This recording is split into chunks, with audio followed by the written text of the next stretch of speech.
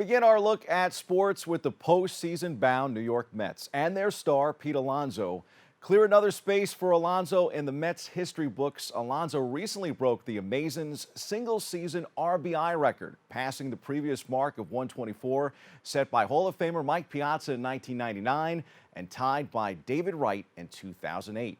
The Mets first baseman set the new mark in style, blasting a two-run homer to collect record-setting RBIs number 124 and 125. Alonso's 39th home run of the season traveled a StatCast projected 451 feet, his longest of the year. Congrats to the Polar Bear. Kudos are also in order for Aaron Judge here in the Bronx. The Judge didn't tie Roger Maris during the last homestand here in the BX, but he did tie the great Babe Ruth. Judge matched Babe Ruth's 60 home runs against the Pittsburgh Pirates. The Yankee star has had an unreal season for the playoff-bound Bronx Bombers. I don't think there's any way that he does not win the Most Valuable Player award this year. The stars continue to align for the Yankees and the Mets. It got us thinking about all-stars, and this turned back the clock. We look back at the All Star Game from our nation's capital. That Midsummer Classic featured Judge, Glaber, Sevy, and DeGrom. Take a look. This is Bobby C. reporting from our nation's capital, where Bryce Harper won the Home Run Derby on Monday night, and the American League All-Stars won the Home Run Derby on Tuesday night in the Midsummer Classic.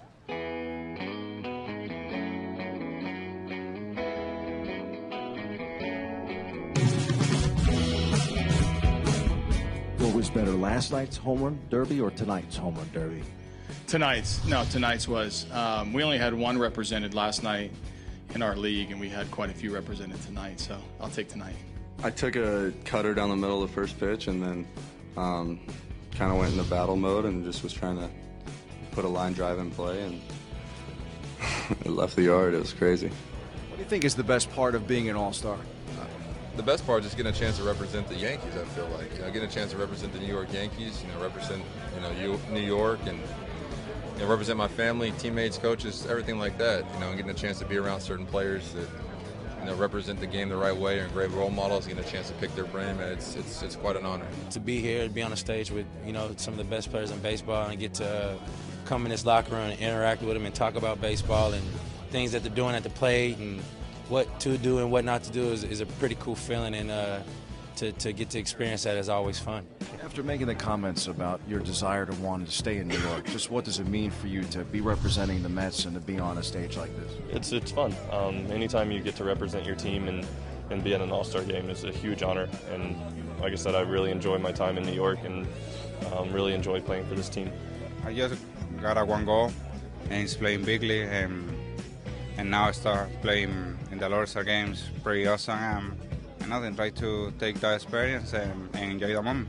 You have to, every year try to be better. The guys, they're always, getting better. The hitters. So you as a pitcher have to work out and do the best you possibly can to be a better pitcher. The good old days. Nice memories there.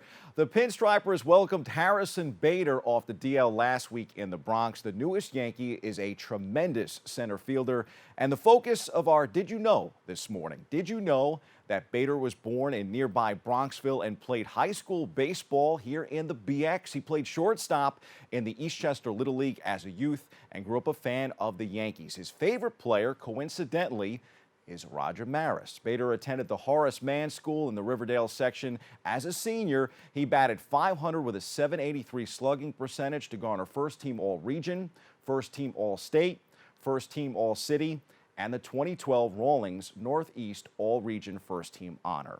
A welcome return to the Bronx. A huge return for the BX came by way of Fordham wide receiver Fotis Coco Sulius. What a name.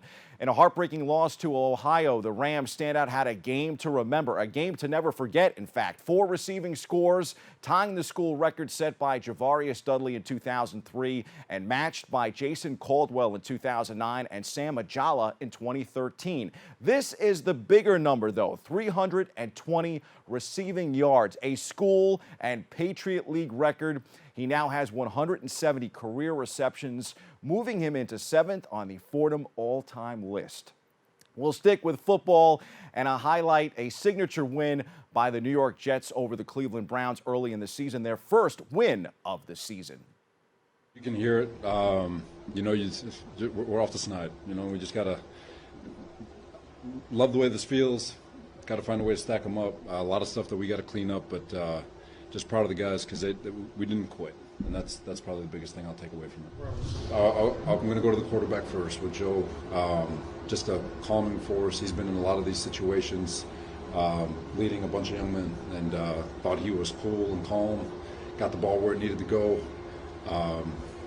and they just left the door open just a crack, and it was enough for our guys to break through. It was awesome.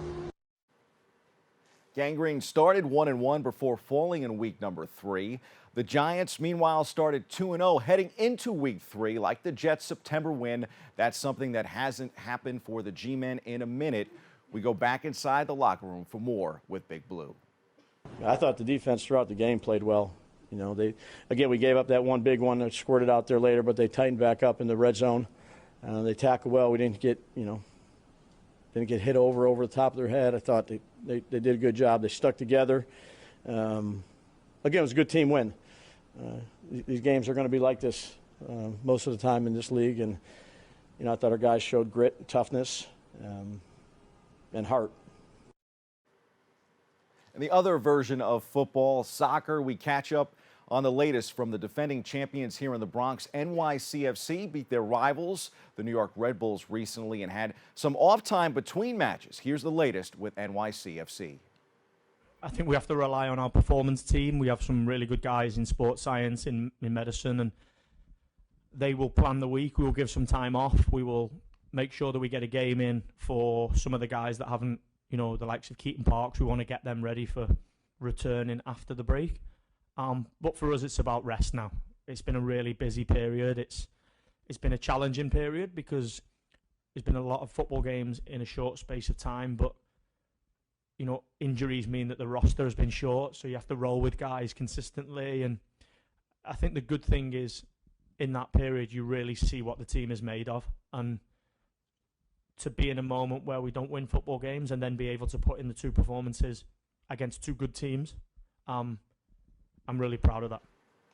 We turn our focus to the world of racing. Always a blast to hear the roar of motorcycles. Our BronxNet cameras took in the action at the New Jersey Motorsports Park as the Moto America Series wrapped up in the month of September. Moto America is the North American road racing series and the home of the AMA Superbike Championship. So many terrific local storylines this year. We'll start with local product Corey Alexander. He is your 2022 Stock 1000 champion. A few years ago, he thought he was out of road racing altogether, and for good. The 2013 AMA Pro Supersport East champion sat out for a couple of years, then tried racing an American flat track before coming back to Moto America on a limited basis in 2019. Alexander made a return to Moto America full-time in 2020 during the pandemic.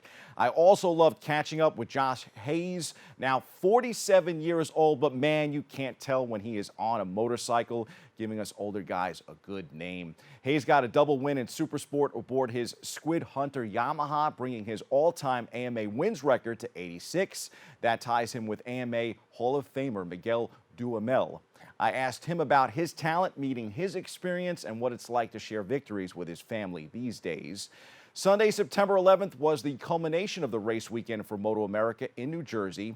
Danilo Petrucci's victory in the second race at NJMP took the title decision to the final round of the competition. The New York Ducati Italian scored his 5th win this year and went on to score 327 points. He spoke about having a heavy heart on 9/11. Here's more with Moto America. Honestly, the rain was the biggest thing, right? Because you just didn't really know, and the track surface seemed to get so slick with such little moisture. Like normally, like Pittsburgh, for example, I think we would have been fine the whole time, really. But for whatever reason, the pavement here is like it doesn't absorb water very well, so I think it just sits on top, and it got slick really quick. So I really just didn't want to do anything stupid. I mean, I wanted to be up there with Travis and Hayden. I think we had the bike to do it today. We made a lot of changes last night, but it just wasn't worth it for me. I think at a certain point I realized there was a gap there in 5th, and that's all I knew I needed. So settled in, and one of these times I'd like to win at home. It'd be really cool, or at least be on the box. We seem to have a string of bad luck, but this makes up for it. Incredible, and I'm so fortunate. I've been lucky in racing, and it took a while. The first decade was hard, and then the next ones have been pretty special. So I'm thankful for the opportunity. Man, Squid Hunter has done. We talked about it. He said, "Hey, man, like I'm pretty close to this record." And after Daytona, I'm like, "You guys gave me a great bike. I think we can do it." And it's so exciting to not just talk about it, but show up and get there and do good work. Whatever it will go, I'm so happy to bring the championship at the last race, even if I finish first or second, because I'm so happy to bring all this excitement to this championship, and I think it has been good, whatever, if I win or not, to follow this championship and this fight till the end. I knew Danilo would be fast, I knew Matt would be fast, I knew Cam would be fast, so it was tricky. It was this track is always really, really tricky in the wet. Like every turn has a different feel, different amount of grip, and got to a decent start, and those guys kind of took off right away, and I was kind of in that point where I'm like, man, I just got to keep this thing up and not do anything stupid. And yeah, I mean, you know, we're up around the podium, we brought it home on a tough day, and we're bringing this championship down close to the end, so I'm excited about this. The final round in the state of Alabama decided if Jake Gagne would renew the title, you just saw him there, or if Petrucci would take the crown home in his rookie year in the championship. Gagne finished second in one of the races. Petrucci finished fourth. Jake repeats as champion, albeit narrowly. Congrats to Gagne, Alexander, and the rest of the Moto America stars on a super season. Those are the headlines. We hit the C-list for an appreciation from one Bronx sports guy to another.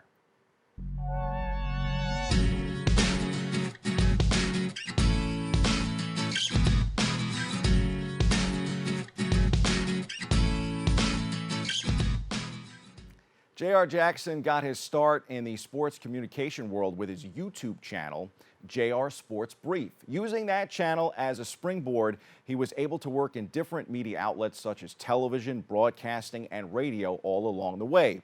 Jackson also found and focused on diversity and inclusion. He is collaborating with Special Olympics Unified Champion Schools for the second straight year in his media tour for the movement, Media for the Movement Tour, where he tours college campuses around the country, including a few here in the Bronx and in New York. His tour is designed to raise awareness about accessibility and sports. The CBS Sports radio host started JR Sports Brief, if you can imagine this, out of his old Bronx bedroom. A shoebox, a snack table, and a Sony hand cam was the start of JR Sports Brief. Encouraging Gary Sheffield at the time to retire was the subject, and YouTube was the platform. That means that you can do this.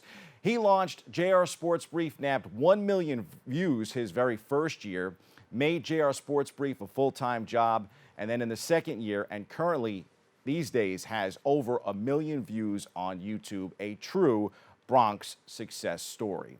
And the best part is he's giving back these days with his annual Media for the Movement Tour. Great job, JR Sports Brief. That's your look at sports. I'm Bobby C. Stay tuned. More Open coming back at you right after this.